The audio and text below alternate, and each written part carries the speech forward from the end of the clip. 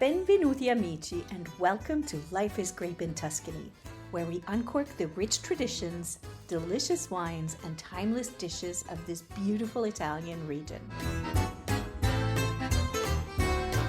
I'm Rebecca Christofferson-Gutenoir, your wine-centric guide through the vineyards, olive groves, cheese caves, and so much more. So whether you are living in Tuscany, coming to visit, or just have Tuscany in your heart, this podcast is aimed at you.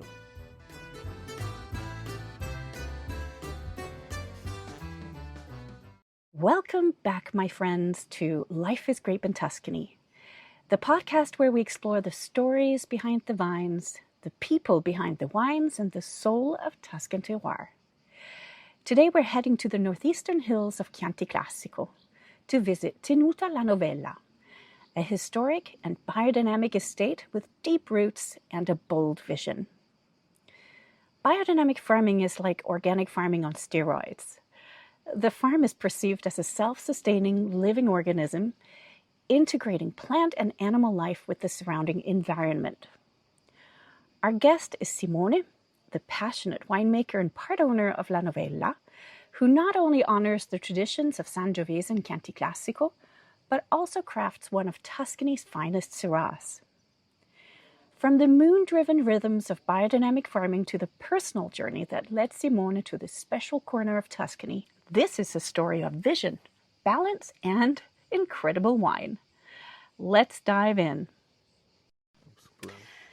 So I'm at La Novella now, and Simone, I got him to sit down next to me. He's a hard guy to get an appointment with. Welcome, Simone, to the podcast. Thank you, Rebecca. I'm not, how do you say, I didn't try to escape.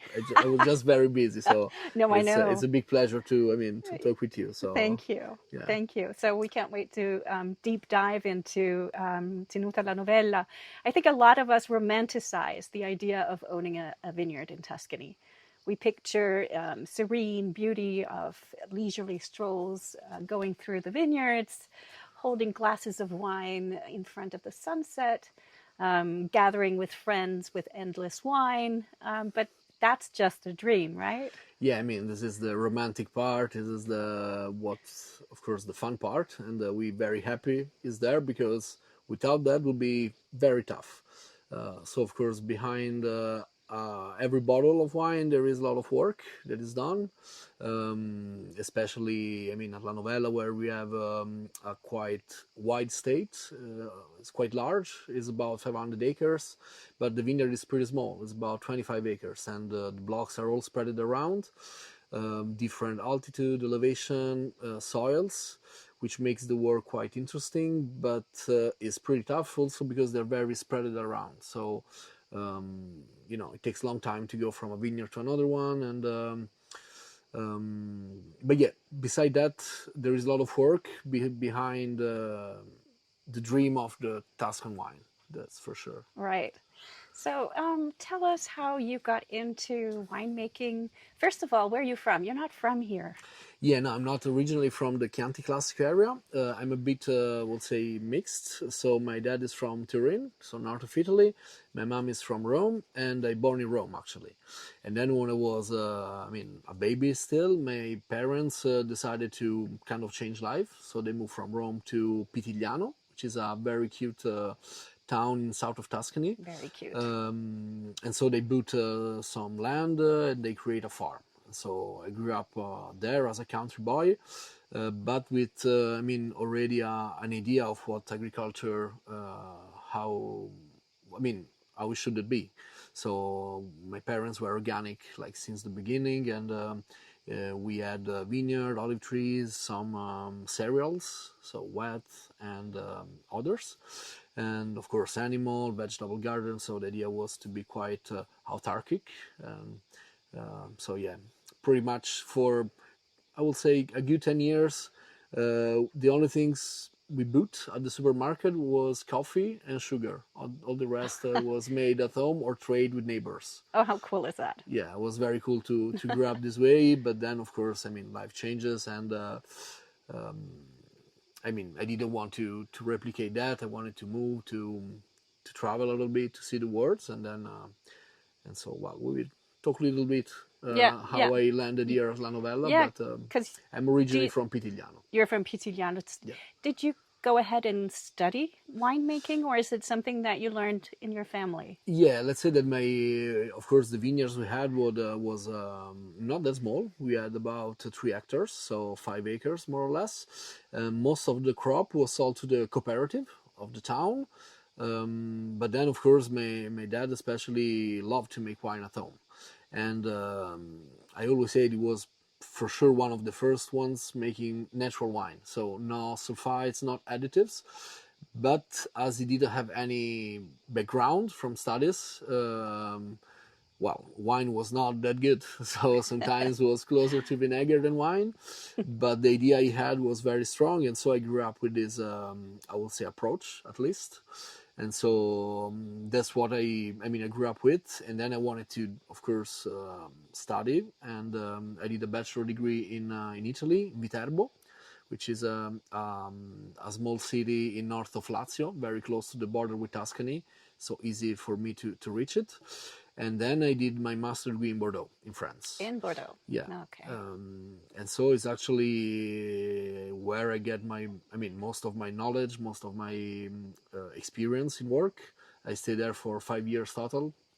So, of course, I studied, I worked in many vineyards, very different size as well. So I've been in a very small owned family vineyard up to the Cru Classé in the Médoc. So very different way to work and objectives as well and goals. But at the end, what I really came out with was a lot of technical background and let's say the rigor, being very rigorous in what we do. And so today, even if of course wines we make here are very far from the Bordeaux style, but the attention we put in every process and every step of the production is quite crazy. So there is pretty much, at least we try to don't let nothing by chance. So we try to decide every step. Right. But at the end of that, you decided to come back to your home region, Tuscany. Yeah, well, let's say that first of all, I did a little trip around because I really wanted to, of course, to learn as much as I could and also learn English properly. So I spent about 6 months in California, Napa Valley, where I worked for Stag Sleep. So of course, was again very different from what we do, and also was very different from anything I saw before that. And after California, I spent, let's say, 10 months in New Zealand, in Central Otago region, so south of the South Island, a very amazing place where I left my heart, for sure, making Pinot Noir, so a grape varietal that, of course, is quite mythical, is super good, I love it, but it's not always great. And there I really found a way to grow biodynamically as well. That really inspires me for the future and for what I do now. And so, yeah, after Bordeaux, I did Napa Valley, New Zealand. I went back to Bordeaux for a couple of years, managing a family vineyards. But then, let's say, I didn't really want to come back to Italy, but it was a very interesting position opening here. And so that's how I came back. So the connection to Tenuta La Novella actually happened in France? Yeah, exactly. So the owners of Tenuta La Novella are a French family, the Schneider family. They are not at all involved into wines. And François Schneider fell in love with this place about 30 years ago now, in 1995. And so he bought the estate that was closer to a ruin than what it looks now. And so yeah, they were advertising for the position also in France. And so it's how I got the information. And of course, I sent an email. And when I came here for the interview and for the visit, it was pretty amazing to see the vineyards all, just, so steep, so into the forest was very magical. I really felt in love with the place. But I think I didn't realize how hard it was to work with that. Because in Bordeaux and the other vineyards, everything was pretty flat, so not much steep. Vineyards were bigger, And so at the beginning I didn't really realize how hard was to grow here, but well, it was a good surprise. After many years of Yeah, vintage after vintage. yeah, So, can you tell us a little bit about the history of Tenuta La Novella, which is fascinating to me because it's very, very, very old, right? yeah, yeah. So let's say that it took many years to track back the story of the state, but we did it, and so we found out that the first building here was originally from the 8th century. It was a watching tower that was kind of protecting or watching the entrance from the Arno Valley to the Emma Valley, and so in direction to Florence. So it was kind of military building. Later in the 12th century became a convent with nuns, and at that point was called Il Convento di San Bartolomeo a Musignana. So Musignana was the original name of the place. And then under the Napoleon kingdom, so he conquered this part of Italy for about 40 years, more or less, and was in the 18th century. And so at that point, Napoleon did the same law he did in France. So he took all the church property and sold it to the noble families. And so at that time, the property was bought by a family from Ferrara, so not that far, a little bit norther from here, by the Zini family. And so at that stage, the state took the name of Tenuta La Novella, which means the new state. The property was quite huge. It was about 5,000 acres, more than 2,000 hectares, with 18 farms. So, of course, at that time, the organization was very hierarchical. So, of course, there was the lord that was owning the whole place, the whole state, and in each farms, one or more family of farmers lived. And of course, they had the protection of the lord, and they had some land where to grow anything. And of course, then they had to share the crop with the lord. So, was for sure not very, how do you say, fair. It was not very fair for Fair. sure, but it was, how it was. Yeah. A means to survival, I suppose. Yeah. Yeah. The sharecropping system, correct? Yeah, exactly. Mezzadria. Yeah, exactly. Mezzadria. So the mezzadria actually stays alive, we can say, until the 70s in Italy. Of course, after let's say in the 50s, there was a little bit regulated, but then it actually stopped in the 70s. And so at that time, the farmers, they could have bought the farm and the land that was always, let's say, exploited by their families. But it was not the case in La Novella. And so the property was kind of abandoned for many, many years. And so little by little, it was divided in smaller farms and it was sold to different owners. That's how today we own only 200 hectares, and is also how we are now neighbors, which is great. That's correct. Yeah, Yeah. Caposesso was one of those sharecropping farms. How funny. And so yeah, that's pretty much the story. And then of course we're happy to have neighbors, and actually today have a huge state as it was in the past. It would have been very hard to manage. Even more problematic. Yeah. So I'm fine with the size we are. Yeah. For sure. So when you came and became the head winemaker, and you're also part owner, right? Yeah. So you really have a deep feeling for this place. What was the changes that you made upon your arrival? What was your vision for this place? When I arrived here, when I joined the company in 2015, the idea was to, of course, reshape a little bit the wines that were a little bit more, I would say, modern style. So we had in the Chianti Classico and the Classico Reserva a good amount of Merlot and Cabernet, which are of course great variety, but they're not local. And so, of course, you can make great wine with that, but from my point of view, is not as typical and special as using local variety, so mainly Sangiovese. So the first thing I did was just going back to 100% Sangiovese in the blends, using larger oak, so switching from small barrels to big botti, so the cask. So making also a lighter wine, more fruity, more, let's say in a way, crunchy and fresh. So trying to make something a little bit more closer to our terroir, which is actually altitude terroir. Our vineyards are planted between 4 and 600 meters, which are around 1,800 feet, if I don't wrong.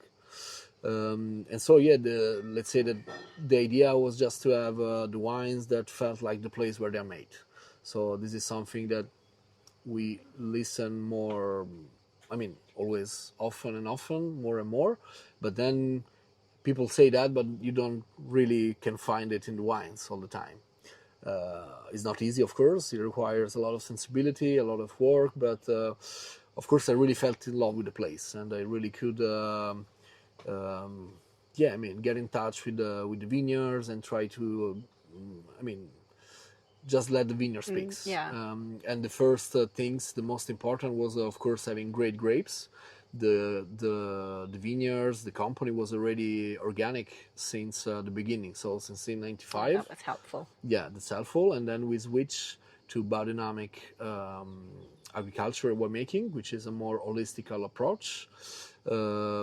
That we will talk a little bit more right now, but is of course no compromises and very low additions, either in the vineyards and actually quite zero addition in the wine. And so just just letting the vines express through the grapes gave us very perfect grapes to work with. And I always say our job is just not to waste the good grapes that we help to grow. So yeah, in a way, in Italian we said I didn't discover the hot water, so I just went back to the roots. So Sangiovese, not very oak, not much oak, and medium body. Right. So drinkability, freshness, fruit. In fact, I love your wines. Yeah, thank you. That's a big pleasure.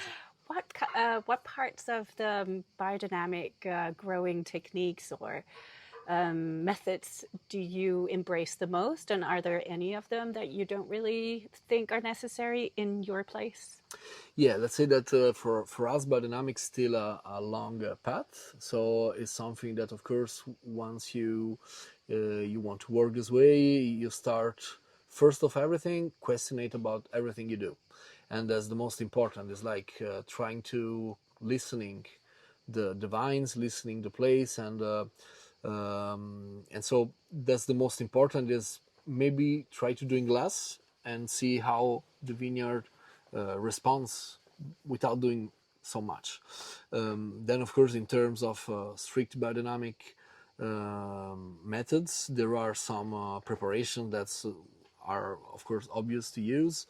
One of those is called 501, which is silica powder that are diluted in water and then sprayed into the vineyards. Is that the one with the horn that you have to? No. Yeah, as well. Yeah, Okay. there are two holes that you dig underground With cows done inside. This is the 500 preparations. Okay. 501 is the silica powder that you just put into the horn and you put it underground for the winter season. So do you do that, or does somebody else do that, and you can just sort of? Yeah, we tried to make it on our own, but it wasn't very successful. So, so for now we buy the preparation from a farm which sell all over Italy, and of course they very specialize in that. But then, of course, again, is a path, so that's why we always try to make those preparations by our own. Yeah. And so probably that wasn't the very right moment to dig it out, to dig into the soil, or maybe the soil itself was not the best spot. Was maybe too dry because the cow manure was not, it didn't become humus as it should have been. So yeah, there are very different preparations that we use in the vineyard. Silica is made to let's say, help the vines to kept the lights, so to increase the photosynthetic activity, so help the plants to grow better and healthier. So this is sprayed on the vines themselves? Yeah, it's more sprayed up the vines. Yeah, on the upper part? Yeah, the upper part. So, of course, the 501, the silica... It goes on the ground? No, the 501 is on for the leaves. Leaves. And then the 500, so the cow manure composted, is also diluted in the dynamized water. And then it's sprayed on... What does that mean, dynamized water? Yeah, so... I'm going to be very precise, but I don't want to look like a a magician or a wizard. But pretty much dynamizing the water means that we turn the water into a specific container, which has to be, of course, copper or wood, and then as soon as the vortex is created, so creating the vortex means that all the cosmic energy are captured into the wine. We break the vortex, turning the water on the opposite side. And so doing this for many times, all the cosmic energy is trapped into the water. So cool. Yeah, and then we spray it on the vine. So, of course, it's a concentrated of cosmic energy. This is, of course, has to be done in specific days, specific moment of the day. And so yeah, let's say that all of those, just when you think about each steps by itself, sounds a bit crazy. But if you see this as a whole meaning, it makes much more sense. Absolutely. First of all, we have to be a little bit less pretentious as human beings. And to me, is not, it's quite obvious to think that our life is... how do you say, influenced by the planets, by the stars and the cosmos. We know now that we are very small. So that's it's not hard to me to believe that. Of course, then we are all trapped in our everyday life. That makes our life a little bit more human-centric, and that's of course for me as well. But then sometimes we try to get more in connection with the nature and with with the nature, for sure. Yeah, I think it's a beautiful concept, and it's been proved over and over again that it does work to just open your eyes and see where you are and follow the rhythms of nature. It makes perfect sense. I also wanted to talk to you, I'm changing subject. We're going over to grape varieties. Yeah, sure. How many grape varieties do you have? Yeah, at the moment, of course, Sangiovese is the main variety we have. Then we more recently planted some Canaiolo, which is another red local variety. And as a red, we have a little bit of Syrah. So Syrah is a variety which is not typical from the Tuscany, from Italy, actually, even if... probably in Sicily is is present in centuries, but let's say that in Tuscany is not so common. And so about the whites, we have Trebbiano, Malvasia, which are local whites, and then a little bit of Viognier, which is also a French variety, and is not at all local. So how did we end up there is also, of course, a lot of reflection, a lot of experimentation, a lot of trials. When I arrived on the state in 2015, as I told you, wines were much different. So we had all the grape variety, Cabernet, Merlot, a little bit of Sagrantino, which is from Umbria, a little bit of Ancelotta, which is a very dark grapes from Emilia, and also some Teroldego, which is dark grapes from Trentino, from the Alps. So of course, Syrah, Cabernet, and Merlot. And so when I arrived, I thought it was, of course, very fun to have it. But at the end, was very hard to make one with all of those grapes. And so for the first years, I tried to make, very small batches of 100% grapes, just to understand how they did behave and if it was interesting to us to keep them. But I ended up thinking that the only variety that was really doing it great here was Syrah. And so little by little, we pull out those other grape varietal, and when was possible, we graft it.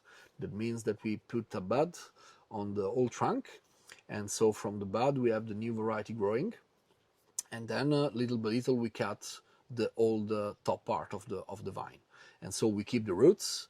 That means that the new buds has already a lot of nutriments, a lot of how do you say, growing power, because the vine was already old, and so very quickly you can have a good crop and super quality grapes. So of course, when was possible, we did a lot of grafting. And so today, beside the Syrah, we don't have, I mean, I don't plan to have any other grapes. Probably we will do some, not for now, but some other red varieties, such Foglia Tonda or Ciliegolo or Colorino, so other Chianti varieties. And Ciliegolo, which is from your homeland. Yeah, Ciliegolo is mainly from Maremma, Yeah. where is my, of course. So that could be fun. They could be fun. It could be fun for sure. And also is a variety that arrives pretty fast, but as we hear in elevation, it could be quite interesting. Yeah. But we'll see. Cut. We're getting towards the end, but I do have a final question. Unless there's anything else you wanted to talk about, maybe? No? We'll see. Okay. You can think about that. But my final question to you, Simone, and thank you so much for your time, is if somebody's looking to start their journey as a winemaker or a winery owner today, do you have any pearls of wisdom or key lessons that you can share from your own experience in the industry? Well, there is a joke that is often said in the winemaking, is that, which is actually a rhetorical question, is, do you know how you become a millionaire making wine? And the answer is, sure, you start billionaire and then you become a millionaire. Well, besides jokes, of course, it's a very passionate work, and it allows you to know a lot of people, to travel the world, also to promote the wines. I mean, you stay in the nature, which is great if you like. The only suggestion I feel important to say is that don't take it as a game. It's a very serious job, and requires a lot of rigor, strategy, accounting as well. It's very important. Especially in Italy. Yeah, especially in Italy, there's a lot of bureaucracy, but also, of course, to plan pretty much everything. And don't forget that we deal with nature, and so it can be unpredictable. Yeah, so we can have agriculture. hail, we can have droughtness, we can have rain, and so of course I'd be happy to have more how do you say, colleagues. It'd be very fun. And then, of course, most important, you have to drink a lot, to taste, especially to find the wine you like the most. And from them, you can start thinking about how you can craft your own. I love that advice. Very good. Yeah. Thank you so much, Simone. Thank you, Rebecca, for coming. And so I think is almost Time for a glass of wine? time for a glass of wine as you hear. So That sounds great. Yeah. So that was Simone from Tenuta La Novella, sharing the inspiring path from vineyard to bottle, tradition to innovation. If you're curious to taste what biodynamics and bold thinking can do to a bottle of Chianti or Syrah, add La Novella to your list. Remember that you can visit on a Grape Tours wine tour, and you'll also find some of Simone's wines at our wine and cheese bar in Florence called Formaggioteca Terroir. Don't forget to follow Life is Grape in Tuscany for more stories from the heart of the vine. Until next time, remember, in Tuscany, life isn't just good, life is grape. Cheers! cheers. Salute! Salute.